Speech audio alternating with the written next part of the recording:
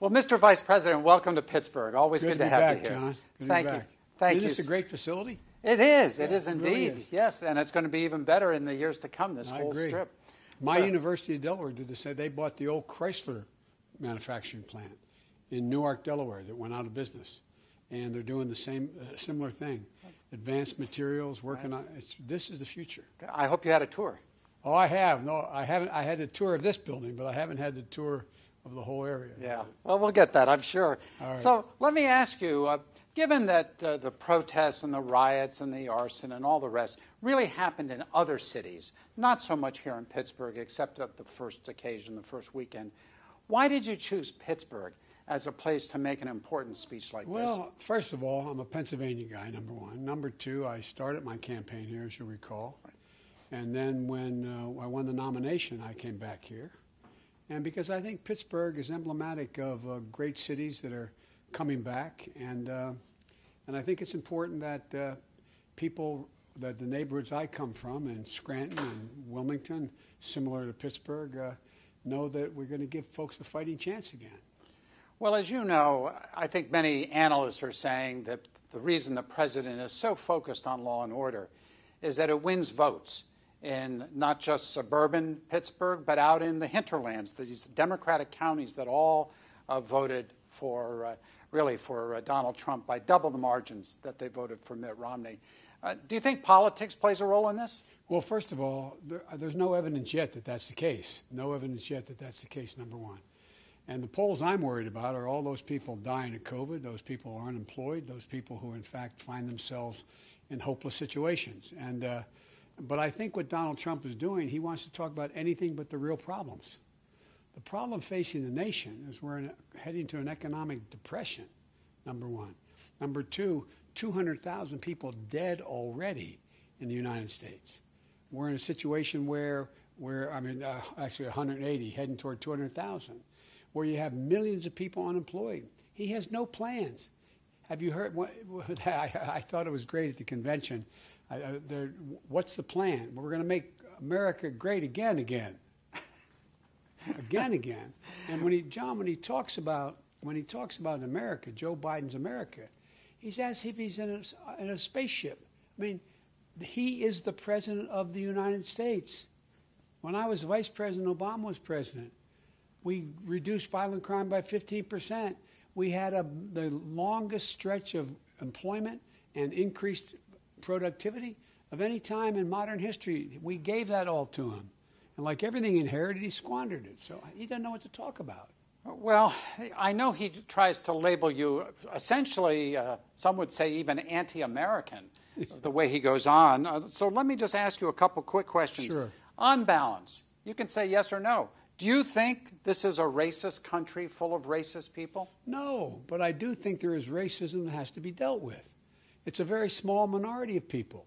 But when you breathe hate underneath the rocks where they're hiding, like he does, from what happened in Charlottesville at the beginning. Remember what he said in Charlottesville? And those people came out carrying torches and Nazi flags and preaching hate and their veins bulging, and a young woman was killed protesting the protest. What did he say? Very fine people on both sides. No president of the United States has ever said anything remotely like that. It's a gigantic disgrace. You were really strong in your statement here about this concept that you want to defund the police. We see ads almost every night accusing you of defunding the police.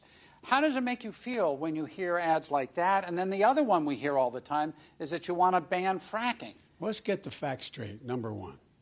I not only don't want to defund police, I want to add $300 billion to their $1 million to their budget, local budgets, to deal with community policing, to get police and communities back together again.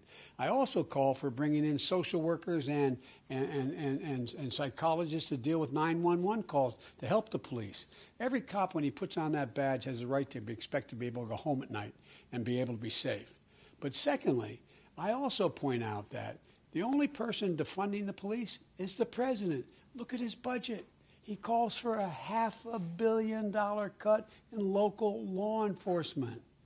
This president, they just flat lie. Second Amendment, the National Rifle Association has ads on out the wazoo accusing you essentially of taking away our guns, our handguns, our sporting guns, our long guns. Is it your intention to overturn the Second Amendment or to do anything that affects? We got a lot of hunters out here, Mr. Vice President. Sure we do. We have a per capita ratio in Delaware is one of the highest in the nation. I'm taking assault weapons off the street. They're weapons of war. You know, look, the Second Amendment doesn't say anyone can own a weapon. It doesn't say you can own any kind of weapon. Right from the very beginning, you couldn't own a cannon. You couldn't go out. You can't own a machine gun right now. So this is ridiculous. What they're doing, it's all about gun sales. He's in the pocket of the NRA. They came in, sat in the office, and said, this is what we're going to do. And all of a sudden, yes, sir, he saluted. Let me ask you about trade issues, because this is another really important issue here. Yes, it is. The president's tariffs. Would you lift the tariffs on imported steel from China and other countries?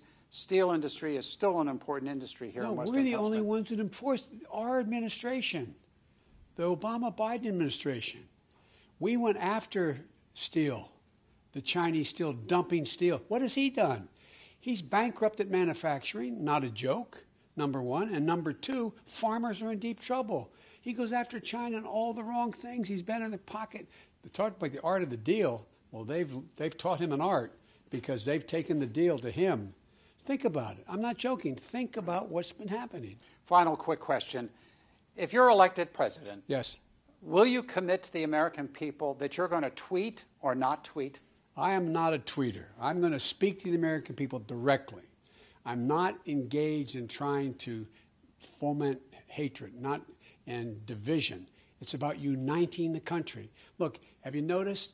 More major Republican office holders and former office holders have endorsed me than any time in modern history. What's the reason for that? I've always been able to go across the aisle and get things done. I've been able to bring the country together. We desperately need to unite America. Unite America. And that's my objective. Mr. Vice President, thank you, sir, very much for being with us today. Thank we you, really John. appreciate it.